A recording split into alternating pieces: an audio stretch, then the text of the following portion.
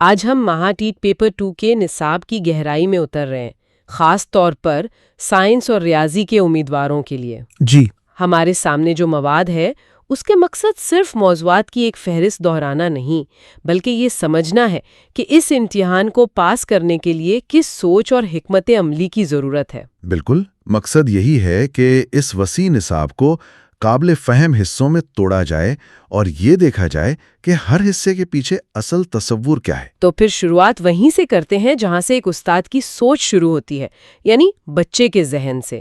Child development in pedagogy یا CDP۔ جی CDP۔ اس میں تعلیمی نفسیات، سیکھنے کے نظریات اور تدریس کے طریقے شامل ہیں۔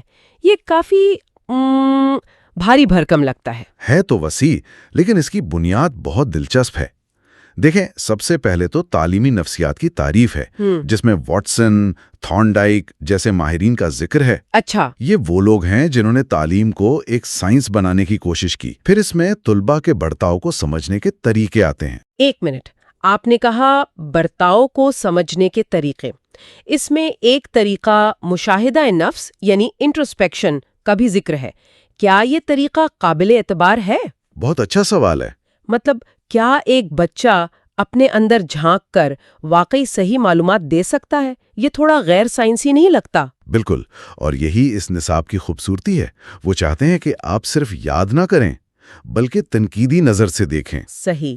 مشاہدہ نفس ایک پرانا داخلی طریقہ ہے جس پر اب بہت سے سوالات اٹھائے جاتے ہیں، بالکل اسی وجہ سے جو آپ نے بتائی۔ اچھا، اسی لیے نصاب میں معروضی طریقوں پر زیادہ زور ہے، جیسے مشاہداتی طریقہ، جہاں استاد بچے کو اس کے قدرتی ماحول میں دیکھتا ہے۔ بالکل، یا پھر تجرباتی طریقہ، جہاں حالات کو کنٹرول کر کے کسی خاص برتاؤ کا مطالعہ کیا جاتا ہے۔ اچھا، تو یہ صرف طریقوں کے نام جاننا نہیں بلکہ ان کے فائدے اور نقصانات کو سمجھنا ہے۔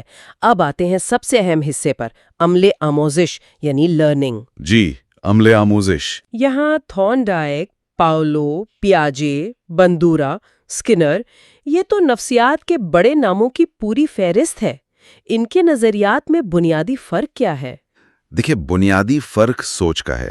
تھارنڈائک یعنی صحیح و خطا والے اور پاولو مشروط رد عمل والے، ان کا تعلق رویہ جاتی مکتب فکر سے ہے۔ بیہیویئرزم جسے کہتے ہیں۔ جی، بیہیویئرزم۔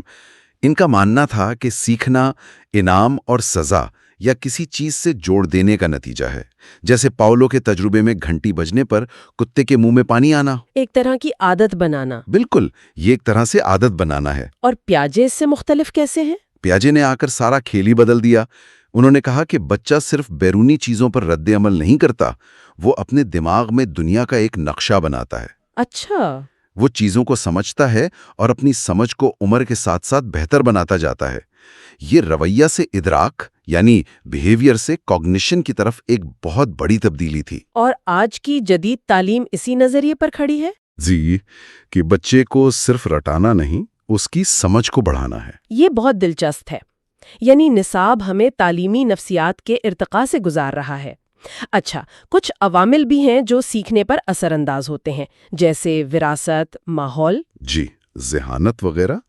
ان میں سب سے اہم امتحان کے نقطہ نظر سے تحریک یعنی موٹیویشن اور آموزش کی منتقلی یعنی ٹرانسفر آف لرننگ بہت اہم ہے۔ آموزش کی منتقلی، اس کا کیا مطلب ہے؟ منتقلی کا مطلب ہے کہ جو علم آپ نے ایک جگہ سیکھا، کیا آپ اسے دوسری جگہ استعمال کر سکتے ہیں؟ مثال کے طور پر اگر کسی نے سائیکل چلانا سیکھا ہے تو کیا یہ مہارت اسے موٹر سائیکل سیکھنے میں مدد دے گی؟ ہاں، دے گی۔ تو یہ مثبت منتقلی ہوئی؟ بالکل، یہ مثبت منتقلی ہے۔ نصاب چاہتا ہے کہ استاد یہ سمجھے کہ پڑھائی کو ایسا کیسے بنایا جائے کہ بچے اسے کلاس روم کے باہر بھی استعمال کر سکیں۔ اور نصاب میں خاص طور پر 12 سے 14 سال کے بچوں کی نشوونما پر زور دیا گیا ہے۔ اس کی کوئی خاص وجہ؟ جی، کیونکہ یہ بلوغت کی عمر ہے۔ اس عمر میں بچوں میں جسمانی، ذہنی اور جذباتی تبدیلیاں بہت تیزی سے آتی ہیں۔ صحیح۔ تو ایک استاد کے لیے سمجھنا بہت ضروری ہے کہ اس عمر کے بچوں کے ساتھ کیسے پیش آیا جائے، ان کے مسائل کیا ہوتے ہیں اور ان کو کیسے پڑھایا جائے۔ تو ایک طرف ہم نے یہ سمجھا کہ بچے کا ذہن کیسے کام کرتا ہے۔ اب دیکھتے ہیں کہ اس ذہن تک پہنچنے کے سب سے بڑے ذریعے یعنی زبان، اس کے قواعد کو نصاب میں کیسے شامل کیا گیا ہے۔ جی، زبانیں۔ اردو، مراٹھی، انگریزی، تینوں میں گرامر پر بہت زور ہے۔ اردو سے شروع کرتے ہیں۔ اردو گرامر میں اسم، ضمیر، فعل جیسی بنیادی چیزوں سے شروع کرنا ہوتا ہے، لیکن سوال صرف تعریف پر نہیں آتا۔ تو پھر کس چیز پر آتا ہے؟ وہ پوچھیں گے کہ ایک جملے میں اسم معرفہ کون سا ہے اور اسم نکرہ کون سا۔ جیسے احمد ایک اچھا لڑکا ہے، یہاں احمد اسم معرفہ ہے کیونکہ وہ خاص ہے، اور لڑکا اس میں نکرہ ہے کیونکہ وہ عام ہے۔ بالکل اسی طرح واحد، جمع، مذکر، مؤنث کی باریکیوں کو سمجھنا ضروری ہے۔ اور فعل اور زمانے کے بارے میں کیا خاص ہے؟ فعل میں لازم اور متعدی کا فرق سمجھنا کلیدی ہے۔ فعل لازم وہ ہے جس میں صرف کام کرنے والے کی ضرورت ہوتی ہے، جیسے بچہ رویا، بات مکمل ہے۔ اچھا، لیکن فعل متعدی کو فاعل کے ساتھ ساتھ ایک مفعول کی بھی ضرورت ہوتی ہے جس پر کام کیا گیا ہو، جیسے خالد نے خط لکھا۔ اگر آپ صرف کہیں خالد نے لکھا تو سوال پیدا ہوگا کیا لکھا؟ بالکل زمانوں میں ماضی کی اقسام جیسے ماضی قریب، ماضی بعید، ماضی استمراری، ان پر خاص توجہ دینی پڑتی ہے۔ ٹھیک ہے، یہ تو اردو کی بات ہوئی۔ اب مراٹھی گرامر کی طرف آتے ہیں۔ یہاں شبدانش کے پرکار کے علاوہ النکار اور سماس جیسے موضوعات بھی ہیں۔ یہ سماس کیا چیز ہے؟ سماس کا آسان مطلب ہے دو یا دو سے زیادہ لفظوں کو ملا کر ایک نیا مختصر لفظ بنانا۔ مثال کے طور پر جیسے راجا کا پتر کہنے کے بجائے راجپتر کہہ دینا، اس سے زبان میں خوبصورتی اور اختصار آتا ہے۔ اچھا، نصاب میں اس کی مختلف قسمیں ہیں، جیسے تتپرش سماس جو بالکل راجپتر والی مثال ہے، یا دوندو سماس جس میں دونوں لفظ برابر کی اہمیت رکھتے ہیں، جیسے آئی وڈل یعنی ماں اور باپ۔ جی بالکل۔ نصاب اسے 3 سطحوں میں دیکھتا ہے، بنیادی، درمیانی اور اعلیٰ۔ یعنی پہلے بنیادی چیزیں سیکھنی ہیں اور پھر دھیرے دھیرے النکار اور سماس کی گہرائی میں جانا ہے۔ یہی طریقہ انگریزی گرامر میں بھی نظر آتا ہے۔ بالکل وہی، انگریزی میں بھی ایک سیڑھی ہے۔ پہلی سیڑھی ہے پارٹس آف سپیچ اور سمپل ٹینسز، یہ بنیاد ہے۔ اور دوسری سیڑھی؟ دوسری سیڑھی پر تمام ٹینسز، خاص طور پر پرفیکٹ ٹینسز اور ماڈلز جیسے کین، کوڈ، مسٹ آتے ہیں۔ اور تیسری اور سب سے اونچی سیڑھی پر کلوزز اور ٹرانسفارمیشن آف سینٹنسز ہیں۔ جب میں نصاب میں ٹرانسفارمیشن آف سینٹنسز دیکھتی ہوں تو میرے ذہن میں آتا ہے کہ اس کا عملی فائدہ کیا ہے؟ کیا یہ صرف ایک گرامر کی مشق ہے؟ نہیں، یہ بہت اہم نقطہ ہے۔ اس کا مقصد صرف گرامر کے اصول رٹوانا نہیں ہے، یہ ایک ہی بات کو مختلف طریقوں سے کہنا سکھانا ہے۔ اچھا، جیسے ایکٹیو پیسو وائس؟ جی، مثلاً the cat chased the mouse کو the mouse was chased by the cat کہنا۔ اس سے طالب علم کے اندر زبان کا لچکدار استعمال کرنے کی صلاحیت پیدا ہوتی ہے۔ تو وہ اپنے خیالات کو زیادہ مؤثر طریقے سے بیان کر سکتا ہے۔ بالکل، امتحان یہی دیکھنا چاہتا ہے کہ کیا ہونے والے استاد کو زبان کے اس تخلیقی استعمال کا اندازہ ہے۔ یہ تو زبانوں کا ایک مکمل اور منطقی خاکہ ہو گیا۔ اب اس مضمون کی طرف چلتے ہیں جس سے بہت سے امیدوار گھبراتے ہیں، یعنی ریاضی۔ جی، ریاضی۔ نصاب 6 سے 8ویں جماعت پر مبنی ہے۔ کیا اس کا مطلب یہ ہے کہ سوالات آسان ہوں گے؟ آسان نہیں، بلکہ بنیادی تصورات پر مبنی ہوں گے۔ امتحان بنانے والے یہ دیکھنا چاہتے ہیں کہ کیا آپ کی بنیاد مضبوط ہے۔ اچھا، اسے جماعت کے لحاظ سے دیکھتے ہیں۔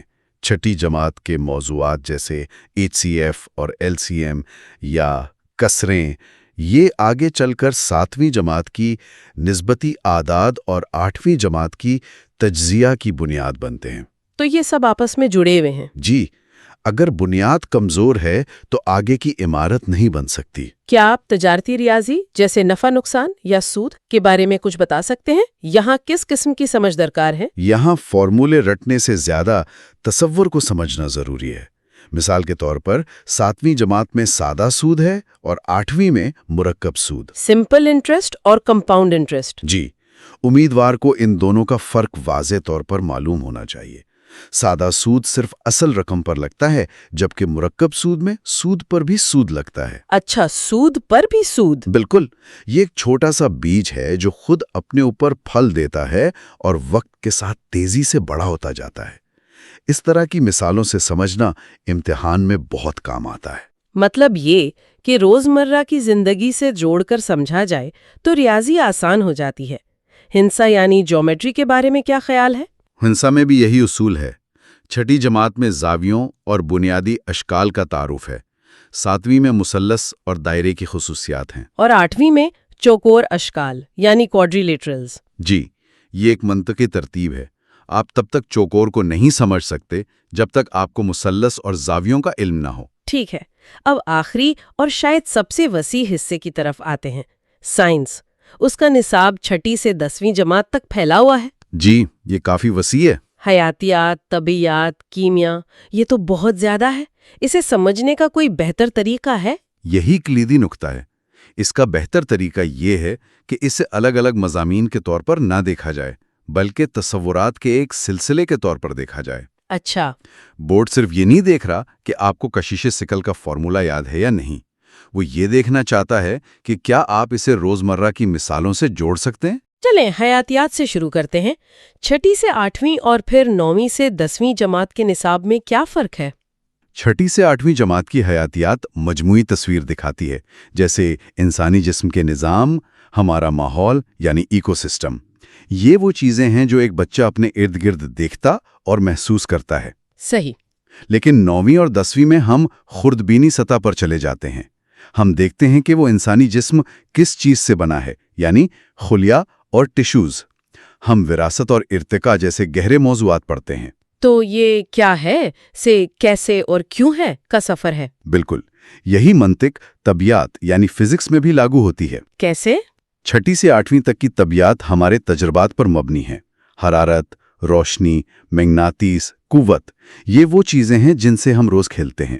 لیکن 9ویں اور 10ویں میں ہم ان کے پیچھے کے قوانین کو سمجھتے ہیں۔ جیسے؟ قوت کا تصور نیوٹن کے قوانین کی بنیاد بنتا ہے۔ بالکل۔ یا روشنی کا تصور انعکاس و انکسار کے اصولوں میں کیسے بدل جاتا ہے۔ یہ کنیکشن سمجھنا بہت ضروری ہے۔ اور کیمیا کا نصاب کیسا ہے؟ یہ اکثر سب سے مشکل سمجھا جاتا ہے۔ کیمیا میں بھی یہی ترتیب ہے۔ 7ویں 8ویں میں ہم چیزوں کو ان کی خصوصیات کی بنا پر تقسیم کرتے ہیں، تیزاب، اساس اور نمکیات، یا دھاتیں اور غیر دھاتیں۔ ایک طرح کی درجہ بندی۔ جی، لیکن 9ویں اور 10ویں میں ہم اس کی گہرائی میں اترتے ہیں کہ یہ چیزیں آخر بنی کس سے ہیں، ایٹم اور سالمے سے۔ پھر ہم دیکھتے ہیں کہ یہ آپس میں مل کر کیمیائی تعاملات کیسے کرتے ہیں۔ صحیح۔ اور کاربن مرکبات کا مطالعہ تو کیمیا کی ایک پوری نئی دنیا کھول دیتا ہے۔ اور ان سب میں ماحولیات کا موضوع مشترک ہے، اس کی کیا اہمیت ہے؟ ماحولیات کو الگ سے رکھنا یہ ظاہر کرتا ہے کہ سائنس صرف لیبارٹری کی چیز نہیں ہے۔ اس کا تعلق ہماری زندگی، ہمارے سیارے اور ہمارے مستقبل سے ہے۔ جی۔ قدرتی وسائل، آلودگی اور ان کا تحفظ، یہ موضوعات سائنس کو سماجی ذمہ داری سے جوڑتے ہیں۔ ایک استاد کے لیے یہ بہت اہم ہے کہ وہ اپنے طلبہ میں یہ شعور پیدا کر سکے۔ تو یہ تھا مہا ٹیٹ پیپر 2 کا ایک جامع خاکہ۔ اس تفصیلی گفتگو سے یہ بات واضح ہوتی ہے کہ یہ امتحان صرف معلومات کا امتحان نہیں، بلکہ تصورات کی سمجھ کا امتحان ہے۔ جی، اور ان کے باہمی تعلق اور ان کو پڑھانے کی صلاحیت کا امتحان ہے۔ بالکل۔ کامیابی کے لیے یہ ضروری ہے کہ ہر موضوع کے نوٹس بنائے جائیں، لیکن صرف حقائق کے نہیں، بلکہ تصورات کے نقشے بنائے جائیں کہ کون سا تصور کس سے جڑتا ہے۔ اور پچھلے سالوں کے پرچے حل کرنا بھی ضروری ہوگا۔ بہت ضروری، تاکہ آپ سوال پوچھنے کے انداز کو سمجھ سکیں۔ ایک منظم حکمت عملی کے بغیر اس وسیع سمندر میں راستہ بھٹکنے کا خطرہ رہتا ہے۔ آخر میں غور کرنے کے لیے ایک نقطہ چھوڑ جاتے ہیں۔ ایک استاد کے طور پر نصاب کے ان مختلف حصوں کو کلاس روم میں کیسے جوڑا جا سکتا ہے؟ جی، مثال کے طور پر سائنس کے کسی تصور جیسے قوت کو بچوں کی نفسیات کے اصول جیسے تحریک کے ساتھ ملا کر پڑھانے کے کیا طریقے ہو سکتے ہیں تاکہ سیکھنے کا عمل زیادہ مؤثر اور دلچسپ بن سکے؟